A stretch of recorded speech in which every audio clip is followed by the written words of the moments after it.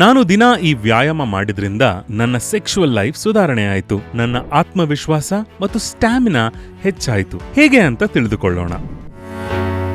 ಸತತ 30 ದಿನಗಳ ಕಾಲ ದಿನಕ್ಕೆ 100 ಸ್ಕ್ವಾಟ್ಸ್. ಇದರ ರಿಸಲ್ಟ್ಸ್ ಏನಾಗಬಹುದು ಎಂದು ನಿಮಗೆ ಗೊತ್ತಾ?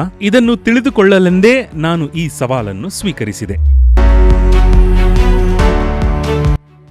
ಮೊದಲ ದಿನ ಕಾಲುಗಳು ನಡುಗುತ್ತಿದ್ದವು, ತೊಡೆಯ ಸ್ನಾಯುಗಳು ಸೆಳೆತ ಉಂಟಾಯಿತು. 4ನೇ ದಿನದಿಂದ ನನ್ನ ಕಾಲುಗಳು ಇದಕ್ಕೆ ಒಗ್ಗಿಕೊಂಡವು. 10ನೇ ದಿನದಿಂದ ನನ್ನ ಕಾಲುಗಳಿಗೆ ಈ ವ್ಯಾಯಾಮ ಇಷ್ಟವಾಗಲು ಶುರುವಾಯಿತು.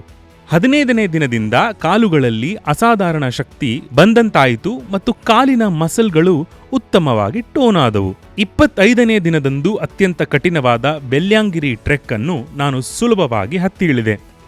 ಇದಕ್ಕೂ ಮೊದಲು ಸಾಮಾನ್ಯವಾಗಿ ಬೆಟ್ಟ ಇಳಿಯುವಾಗ ನನ್ನ ಕಾಲುಗಳು ನಡುಗುತ್ತಿದ್ದವು. 30ನೇ ದಿನದ ಹೊತ್ತಿಗೆ ನನ್ನ ಒಟ್ಟಾರೆ ಫಿಟ್ನೆಸ್ ಎಷ್ಟೋ ಪಟ್ಟು ಸುಧಾರಿಸಿತು ಮತ್ತು ಲೋವರ್ ಬಾಡಿ ಸ್ಟ್ರಾಂಗ್ ಆಯಿತು.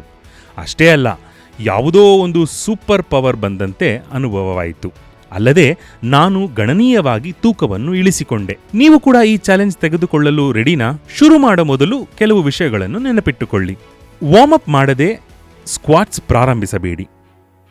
ಸ್ಕ್ವಾಟ್ಸ್ ಮುಗಿಸಿದ ನಂತರ ಮಸಲ್ ರಿಲ್ಯಾಕ್ಸ್ ಆಗೋಕೆ ಲೈಟ್ ಆಗಿ ಜಾಗಿಂಗ್ ಅಥವಾ ವಾಕ್ ಮಾಡಿ. ಕೊನೆಯದಾಗಿ ಮತ್ತು ಅತ್ಯಂತ ಮುಖ್ಯವಾದ ವಿಷಯವೇನೆಂದರೆ ಸರಿಯಾದ ಪಾಶ್ಚರ್. ತಪ್ಪು ಪೋಶ್ಚರ್ನಿಂದ ಸಿವಿಯರ್ ಇಂಜುರಿ ಆಗಬಹುದು. ನನ್ನ ಈ ಚಾಲೆಂಜ್ ಜರ್ನಿ ಬಗ್ಗೆ ನಿಮಗೆ ಯಾವುದೇ ಪ್ರಶ್ನೆಗಳಿದ್ದರೂ ಅಥವಾ ಹೆಚ್ಚಿನ ಮಾಹಿತಿ ಬೇಕೆಂದರೆ ದಯವಿಟ್ಟು ಕಮೆಂಟ್ ಮಾಡಿ.